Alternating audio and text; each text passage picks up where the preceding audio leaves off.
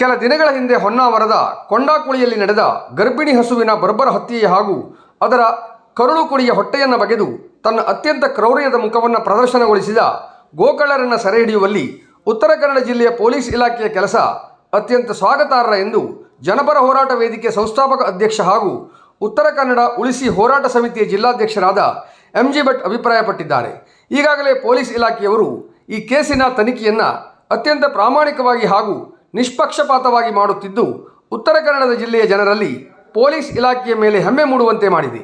ಅದರ ಮಧ್ಯದಲ್ಲಿ ಪೊಲೀಸರು ತನಿಖೆ ನಡೆಸುವಾಗ ಆಯುಧಗಳನ್ನು ತೋರಿಸುತ್ತೇನೆ ಎಂದು ಕರೆದುಕೊಂಡು ಹೋಗಿ ಗುಡ್ಡದಲ್ಲಿ ಪೊಲೀಸರ ಮೇಲೆ ಹಲ್ಲೆಗೆ ಮುಂದಾದಾಗ ಪೊಲೀಸರು ಆತ್ಮರಕ್ಷಣೆಗಾಗಿ ಗುಂಡನ್ನು ಹಾರಿಸಿದ್ದು ಅದರ ವಿರುದ್ಧ ಕೆಲವು ಸಂಘಟನೆಗಳಾದ SDPI ಹಾಗೂ ಇತರೆ ಸಂಘಟನೆಯ ಕಾರ್ಯಕರ್ತರು ಸೋಷಿಯಲ್ ಮೀಡಿಯಾ ಹಾಗೂ ಟ್ವಿಟ್ಟರ್ಗಳಲ್ಲಿ ಇದರ ವಿರುದ್ಧ ಕೊಂಕನ್ನು ಎತ್ತಿದ್ದು ಪ್ರತಿಯೊಬ್ಬ ದೇಶಪ್ರೇಮಿ ಭಾರತೀಯನು ಖಂಡಿಸುವುದಲ್ಲದೆ ಪೊಲೀಸ್ ಕಾರ್ಯವನ್ನು ಅತ್ಯಂತ ಹೆಮ್ಮೆಯಿಂದ ಶ್ಲಾಘಿಸಿರುವುದಲ್ಲದೆ ಇಂಥ ಅವರ ಪ್ರಾಮಾಣಿಕ ಕೆಲಸದ ಜೊತೆಗೆ ಯಾವತ್ತೂ ಜನರು ಇದ್ದಾರೆ ಎಂಬುದನ್ನು MG ಭಟ್ ಹೇಳಿದ್ದಾರೆ.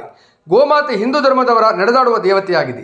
ಗೋಮಾತೆಯ ದೇಹದಲ್ಲಿ 33 ಕೋಟಿ ದೇವತೆಗಳನ್ನು ಕಾಣುವ ಭಾವನೆಯನ್ನು ಹೊಂದಿರುವ ಹಿಂದೂ ಧರ್ಮೀಯರಿಗೆ ಗೋಮಾತೆಯ ಮೇಲೆ ಆಗುತ್ತಿರುವ ಈ ರೀತಿಯ ಬರ್ಬರ ಕ್ರೌರ್ಯ ಯಾವುದೇ ಸಂದರ್ಭದಲ್ಲಿ ಸಹಿಸಲು ಸಾಧ್ಯವೇ ಇಲ್ಲ.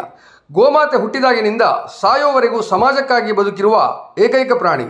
ಅದು ನಮಗೂ ಮಾತೆ. ಯಾಕೆಂದರೆ ಅದರ ಸಗಣಿ ರೈತರಿಗೆ ಉತ್ತಮ ಗೊಬ್ಬರ ಹಾಗೂ ಹಾಲು ಪ್ರತಿಯೊಬ್ಬ ಮಾನವ ಕೂಡ ಬಳಸುವಂಥ ವಸ್ತುವಾಗಿದೆ.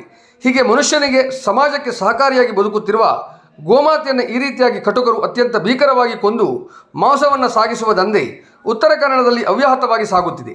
ಇದರ ವಿರುದ್ಧ ಉತ್ತರ ಕನ್ನಡ ಜಿಲ್ಲೆಯ ಹಳ್ಳಿಯ ಜನ ಕೂಡ ಅಸಹಾಯಕತೆಯಿಂದ ಕಣ್ಣೀರಿಡುತ್ತಿರುವಂಥ ಸಂದರ್ಭದಲ್ಲಿ ಪೊಲೀಸ್ ಇಲಾಖೆಯು ಇಂತಹ ಕೆಲಸ ಪ್ರತಿಯೊಬ್ಬ ಗೋಪ್ರೇಮಿಗಳಲ್ಲೂ ಆಶಾಭಾವನೆಯನ್ನು ಮೂಡಿಸುವಂತೆ ಮಾಡಿದೆ.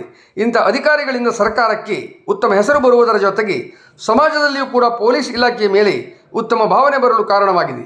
ಈಗಾಗಲೇ ಈ ಒಂದು ತನಿಖೆಯಲ್ಲಿ ಜೀವದ ಹಂಗನ್ನು ತೊರೆದು ಮಾರಣಾಂತಿಕವಾಗಿ ಗಾಯಗೊಂಡು ಆಸ್ಪತ್ರೆಯಲ್ಲಿ ಚಿಕಿತ್ಸೆ ಪಡೆಯುತ್ತಿರುವ ಪೊಲೀಸ್ ಅಧಿಕಾರಿಗಳನ್ನು ಅವರ ಕಾರ್ಯವೈಖರಿಯನ್ನು ಶ್ಲಾಘಿಸುವುದರ ಜೊತೆಗೆ ಅವರ ಜೊತೆ ಸಜ್ಜನ ಗೋಪ್ರೇಮಿಗಳು ಇದ್ದಾರೆ ಎಂದರು.